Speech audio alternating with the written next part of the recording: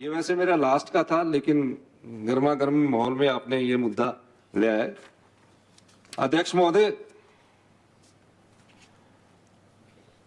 Budget के अभिभाषण चर्चा के दौरान हमारे प्रतिपक्ष के नेता ठाकुर जयराम जी ने कहा कि पे और पेंशन की बड़ी बात की उन्होंने। प्रदेश के सरकारी कर्मचारी और पेंशन भोगियों को संशोधित वेतनमान, पेंशन और अन्य सेवानिवृत्त लाभों का लाभ 1 जनवरी 2016 से दे था। 1 जनवरी 2016 से दे था। हम तो आपको ये चीज इसलिए याद करवाना चाहते हैं, पिछली सरकार ने 5 साल की अवधि तक इन लाभों को ना दे सकी। 14 महीने में हमसे आप उम्मीद कर रहे हैं। आपने तो 5 साल दिया नहीं, कुछ नहीं दिया आपने, हमसे उम्मीद कर रहे हो। और हमारी सरकार की संवेदनशीलता देखिए। पिछली सरकार द्वारा संशोधित वेतनमान 1 जनवरी 2021 से आरंभ किया और कुल एरियर बढ़ता चला गया।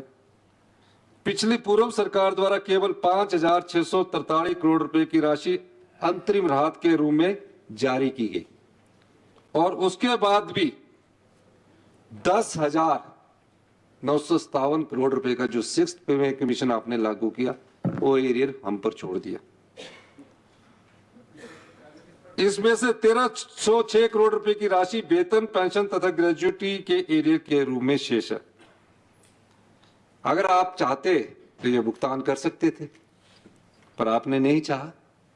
आप चाह रहे थे कि चुनावों के समय कुछ देकर हम फायदा उठा सके।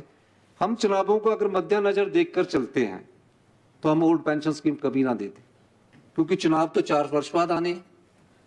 हमने वो चीज नहीं देखी। हमने कहा हम अपने वादे पर अड़ी गए और पहली कैबिनेट में ये सरकार की कर्तव्य निष्ठा थी कि हमने पहली कैबिनेट में सरकारी कर्मचारी, अधिकारी सबको सामाजिक सुरक्षा, मेरा मानना सामाजिक सुरक्षा को ओल्ड पेंशन स्कीम से नवाजा। और आप क्या बोलते थे कि हम ओल्ड पेंशन स्कीम नहीं दे सकते, और आप आज ये कह रहे हैं, फिर झूठ बोल रहे हैं कि चुनावों के बाद ये पेंशन 30% हो जाएगी, 40% हो जाएगी। जब एक बार पेंशन के एक्ट लागू, पेंशन का हमने रूल बना दिया है, वो उसी आधार पर उन कर्मचारियों को ओल्ड पेंशन स्कीम दी जाएगी जो ओल्ड हमारी फर्स्ट कैबिनेट में लागू की गई है। लेकिन माननीय अध्यक्ष महोदय, अब जो कत्ल करे तो उनकी अदा है, जुर्म को जुर्म कहे तो वो हमारी खता है। मैं इसलिए कहना चाहता हूं कि ठाकुर साहब, जो जयराम ठाकुर जी दिल्ली से चलकर आए, ठीक है, बजट में कुछ अधिकारियों ने इनको इनपुट दिया होगा, लेकिन सत्ता के साथ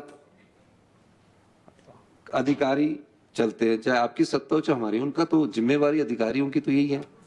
और लेकिन मैं आपको ये कहना चाहता हूं ठाकुर साहब, आपने सोचा चुनाव आ जाएंगे, चुनावों के समय 2022-23 के वित्तीय वर्ष में 14,000 करोड़ रुपए का लोन सैंक्शन था, स्वीकृति थी इनकी 14,000 करोड़ रुपए की, जबकि 23-24 के वित्तीय वर्ष में हमारे पास 6,500 करोड़ रुपए का लोन ही स्वीकृत है। और सत्ता बदली, जो लोन का बाकी शेष भाग था वो हमने यूटिलाइज कर लिया, जिसके बारे में बार बार ये बात करते हैं। ये सच्चे आंकड़े हैं, मेरी भाषण को आप ले लेना। आपको बताया है, बार बार कहा है अध्यक्ष महोदय ने कि कोई झूठ बोलने का तो आपके पास अधिकार है, प्रिविलेज का। उसके बाद माननीय अध्यक्ष महोदय, हमने सोचा कई पेंशन भोगी है, कई कर्मचारी है, इनका एरियर भी मिलना चाहिए, इनकी ग्रेजुएटी भी मिलनी चाहिए, इनकी लीव एनकैशमेंट भी मिलनी चाहिए। कोई ना कोई तरीका निकाला और आज मैं दावे के साथ कह सकता हूं कि बजट में हमने कर्मचारियों के लिए कहा कि चरणबद्ध तरीके से 1 अप्रैल 2024 से ये सब चीजें मिलना शुरू हो जाएगी।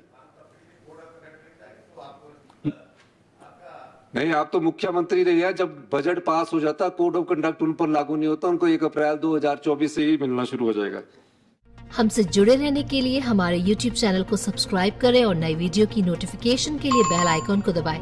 अगर आप ये वीडियो Facebook पर देख रहे हैं तो लाइक जरूर करें और ज्यादा से ज्यादा शेयर करें। इसी तरह के और भी अपडेट्स के लिए फॉलो करें हमारा Instagram पेज himachal.kesri।